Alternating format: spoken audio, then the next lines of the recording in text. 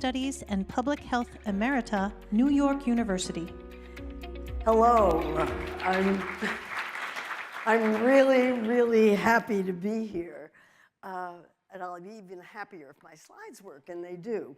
I write books about food politics, and all I can say is this is an incredible time to be writing about food politics. Here is the President-elect of the United States talking about the industrial food complex.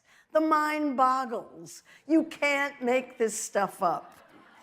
This was his tweeted announcement of Robert Kennedy as nominating him to be Secretary of Health and Human Services. We've already heard a lot about that this morning. And here is Robert Kennedy on the flip side of what he's talking about the food system. End chronic disease, go wild on food, get ultra-processed foods out of schools, get rid of artificial colors in cereals, get rid of chemical pollutants, get rid of mercury in fish, get rid of fast food, and do a few other things, end conflicts of interest in government. These are things I've been talking about for decades. You cannot make this stuff up. These are all food system issues, and by food systems, I mean everything that happens to a food from the time it's produced, distributed, sold, bought, cooked, and wasted. Everything that happens to it. You cannot understand why people eat the way they do, why we eat the way we do, without understanding the food production system as well. And food systems thinking is a really interesting and important way of looking at food. The global food public health, the major public health nutrition problems in the world today are problems that are related to food system, hunger and food insecurity, obesity and non-communicable diseases, the environmental effects of the way we produce and consume food, and now we're still dealing with the effects of the COVID-19 pandemic. All of these are related to dysfunctional food systems, and these are among the most important problems in society. We saw this during the COVID pandemic because the obesity was one of the factors that raised the risk for bad outcome of COVID-19, as did chronic diseases that are also related to diet.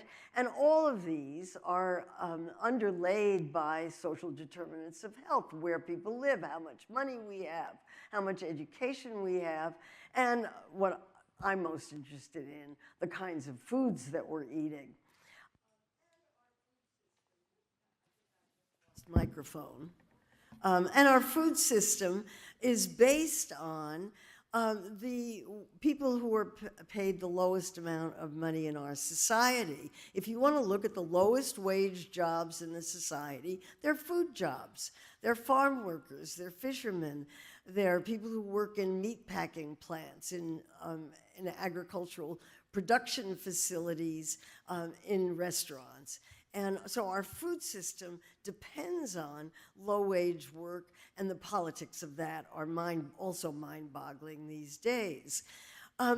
I keep talking about food as being political. I know that comes as a great surprise to a lot of people because food is personal. It's about taste and culture and what you believe and your feelings of identity and what your family eats and what you love to eat. But it's also political because it has a great deal to do with social status, with wealth and power and government, and who is making the decisions about what people eat. And I thought the politics of food were beautifully explained in one slide by the celebrity chef, Jose Andres, an extraordinary person who pointed out in a tweet, I don't know, all of this stuff gets done on Twitter these days, that during the pandemic, that farmers were destroying potatoes.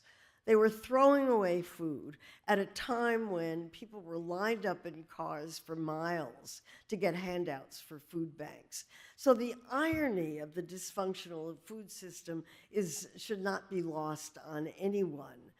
And I'm interested in nutrition, and it's a source of great sadness to me that people are enormously confused about what they're supposed to eat, when dietary advice is so simple that the journalist Michael Pollan can do it in 7 words. Eat food, not too much, mostly plants. And really, that's all there is to it.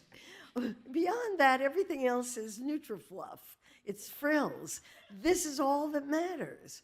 The problem is that if you eat this way, it's very, very bad for business. And that's another great irony of the food system, is if we were all going to eat healthfully, the food companies that make the thousands and thousands of products that we love to eat in supermarkets would not do as well as they're doing, and that would be bad for the economy and certainly their economy. So what do we do about that? I think we have to advocate. We have to get involved in politics. Advocacy is a political process to change society, and what we need to be doing is advocating to improve the food system. If we're going to do that, we have to be advocating to end hunger, to reduce chronic disease, and to protect and improve the environment. And I know that that's what all of you are doing every day, and that's what makes me so proud to be here. There are rules about how to advocate.